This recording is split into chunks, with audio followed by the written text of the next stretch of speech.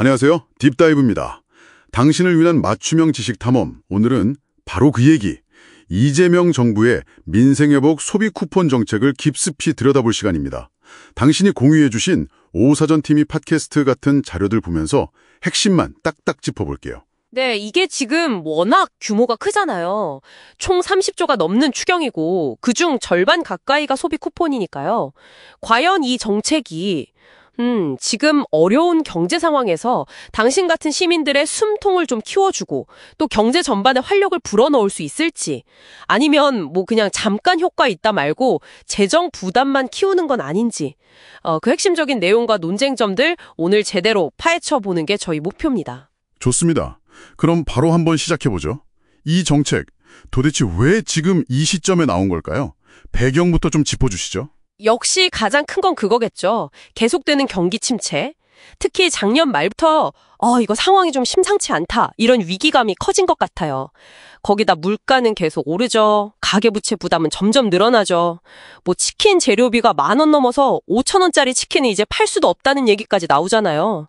이러니 당신을 포함해서 다들 지갑을 닫을 수밖에 없는 그런 상황인 거죠. 소위 금리가 완전히 얼어붙었다, 이렇게 봐야 합니다. 그런 절박한 상황에서 이제 정부가 직접 나서서 재정을 투입하겠다, 이런 거군요. 이재명 대통령도 뭐 필요할 땐 국가 재정을 써야 한다, 이렇게 강조했었고요. 네, 맞습니다. 그래서 이번 추경 규모가 총 30조 5천억 원인데 그중에 소비 쿠폰 예산만 13조 2천억 원이에요. 국비 10조 넘게, 지방비도 거의 3조 가까이 들어가고요. 이 규모 자체가 정부가 얼마나 이 문제에 좀 강한 의지를 가지고 있는지 보여주는 대목이죠. 세출 확대분의 절반 이상이니까요. 당신은 얼마를 어떻게 받게 되는 건가요? 이게 좀 복잡해 보이던데요? 네, 조금 복잡할 수 있는데 핵심만 딱 추리면요. 일단 1차로 전 국민에게 1인당 15만 원씩 기본으로 지급합니다. 이건 뭐 소득 상관없이 다 드리는 거고요. 15만 원 기본 지급? 네. 거기에 이제 소득 수준에 따라서 취약계층 분들에게는 추가 지원이 있어요. 차상위 계층은 30만 원 더해서 총 45만 원, 기초 수급자분들은 40만 원 더해서 총 55만 원, 일부 자료는 최대 50만 원이라고도 하는데 대략 그 정도 수준까지 추가 지급이 되는 거죠. 그리고 농어촌 소멸지역 거주자에게도 2만 원 추가 지원이 있고요. 그럼 1차 지급액이 15만 원에서 최대 50만 원대가 될 수 있다는 거네요? 근데 2차 지급도 또 있다면서요? 이건 또 뭐죠? 네, 2차 지급이 또 있습니다. 1인당 10만 원씩 추가로 지급하는데 이때는 소득 상위 10%는 제외하고 지급해요. 상위 10%는 제외. 그럼 최종적으로는 15만 원 받는 분도 있고 50만 원 넘게 받는 분도 있고 뭐 그렇게 되겠네요? 그렇죠. 최종적으로는 개인별로 15만 원에서 한 52만 원 정도 사이가 될 텐데 문제는 이 2차 지급 때 상위 10%를 골라내는 작업이 필요하다는 거예요. 그 선별 작업이 문제군요. 시간이 좀 걸리겠네요? 네, 이게 최소 한 달 이상은 걸릴 거라는 예상이 많아요. 선별하는 데 드는 행정 비용이나 시간 문제, 이거 과거 재난지원금 때도 계속 나왔던 얘기잖아요. 그래서 2차 지급은 1차보다 좀 늦어질 가능성이 큽니다. 지급 방식은요? 현금으로 주는 건 아니라고 들었는데요? 아니면 선불카드, 혹은 그냥 쓰시는 신용카드나 체크카드에 충전하는 방식 중에서 고르면 됩니다. 카드 충전 방식이 편리하겠네요. 아무래도 그렇죠.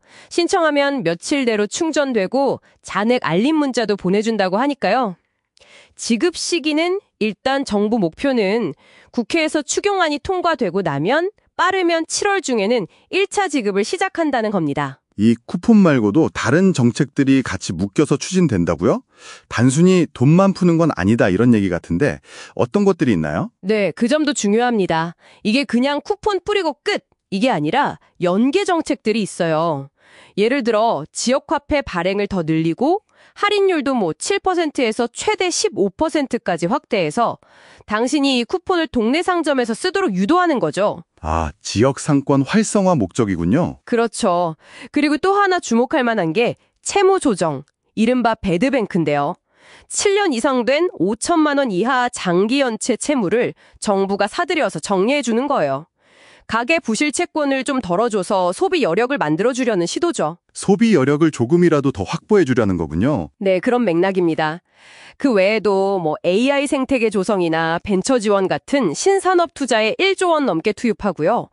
고효율 가전 사면 구매 비용 일부 환급해주고 또 하천 정비나 수리시설 같은 SOC, 즉 사회 간접 자본 안전 투자도 포함되어 있어요. 단기 부양책이랑 중장기적인 투자, 이걸 좀 병행하려는 모습입니다. 자, 그럼 기대 효과는 비교적 명확해 보입니다. 일단 소비를 늘려서 내수를 살리고 경제 성장에 좀 기여하겠다 이거고. 네, 정부는 특히 소비 승수 효과를 기대하고 있어요. 그러니까 투입된 돈이 돌고 돌면서 처음 액수보다 더 큰 경제적 파급 효과를 낼 거라는 거죠. 그리고 지역 화폐랑 연계되니까 아무래도 동네 가게 소상공인들한테는 직접적인 도움이 좀 될 수 있겠네요. 그렇죠. 지역 상권 활성화 효과를 분명히 노리는 거고요.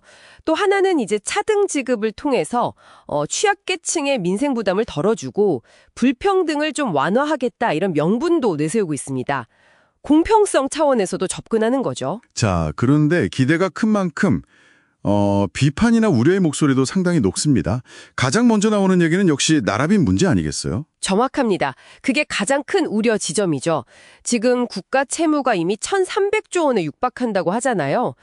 이런 상황에서 또 30조 원 넘는 추경을 하려면 결국 국채를 발행해야 할 텐데 이게 결국 미래 세대한테 부담을 떠넘기는 거 아니냐는 비판이죠. 이준석 의원 같은 경우는 빚내서 현금 살포하는 것이라고 아주 강하게 비판하기도 했고요. 네, 그런 비판이 대표적입니다. 재정 건전성 악화에 대한 우려가 굉장히 큰 상황이에요. 그리고 또 하나는 이 효과가 과연 지속될 것이냐 하는 문제. 쿠폰 경제는 그냥 일회성 소비일 뿐이다. 뭐 이런 회의론도 만만치 않잖아요. 맞습니다.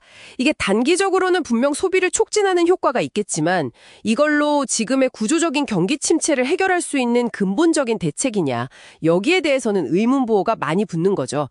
임시 방편적인 처방 아니냐는 지적입니다. 아까 잠깐 언급했지만 그 차등 지급 때문에 생기는 행정적인 문제, 상위 10% 골라내는 데 드는 시간이나 비용, 이런 비효율성 문제도 계속 나올 것 같고요. 네, 그 문제도 계속 지적되고 있습니다. 과거 경험상 선별 작업이 쉽지 않았거든요. 그리고 이게 정치적으로도 워낙 큰 사안이다 보니까 국회 통과 과정에서 여야 간의 충돌, 진통이 상당할 것으로 예상됩니다. 야당이 강하게 반발하면 단독 처리 가능성까지 언급될 정도니까요. 자, 그럼 정리를 좀 해보겠습니다. 이 민생회복 소비 쿠폰 정책, 결국 당신에게는 어떤 의미로 다가올까요? 기대와 우려 사이에서 핵심을 한번 짚어주시죠. 네, 정리하자면 이 소비 쿠폰은 분명히 지금 어려운 경제 상황 속에서 당신의 어떤 당장의 어려움을 좀 덜어주고 또 꽁꽁 얼어붙은 소비 심리를 녹여보려는 그 강력한 처방임에는 틀림없습니다. 목표는 분명하죠. 경기 부양하고 취약계층 지원하고요. 하지만 동시에 아까 말씀드린 재정 건전성 악화라는 아주 무거운 부담, 그리고 이게 과연 지속적인 효과를 낼 수 있을까 하는 의문, 또 행정적인 비효율성 문제 같은 만만치 않은 숙제를 안고 있는 것도 사실입니다. 그러니까 성공 여부는 결국 이 돈이 얼마나 효과적으로 실제 소비로 이어지느냐, 그리고 동시에 늘어나는 재정 부담을 정부가 어떻게 관리해 나가느냐, 여기에 달렸다고 봐야겠네요. 정확히 그렇습니다. 실제 효과가 어떻게 나타날지, 그리고 그 과정에서 발생하는 문제들을 어떻게 해결해 나갈지를 정말 냉정하게 지켜봐야 할 것 같습니다. 네, 이게 단순히 당신 통장에 얼마가 찍히느냐의 문제를 넘어서서 당신의 소비 생활, 우리 동네 상권의 모습, 그리고 더 나아가서는 국가 경제 전체의 방향에까지 영향을 미칠 수 있는 상당히 중요한 변곡점이 될 수도 있겠다, 이런 생각이 드네요. 네, 그래서 마지막으로 당신께 이런 질문을 한번 던져보고 싶습니다. 이번에 이 대규모 재정 투입과 소비 쿠폰이라는 실험이 만약 성공한다면 혹은 실패한다면 이것이 앞으로 우리 한국 사회가 경제 위기에 대응하고 또 사회 지원 시스템을 설계하는 방식에 어떤 영향을 미치게 될까요?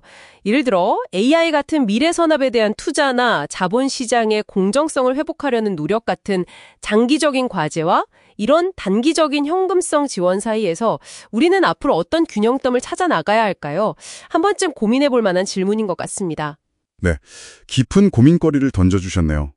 다음 딥다이브에서도 당신의 지적 호기심을 확 채워드릴 수 있는 흥미로운 주제로 다시 찾아뵙겠습니다.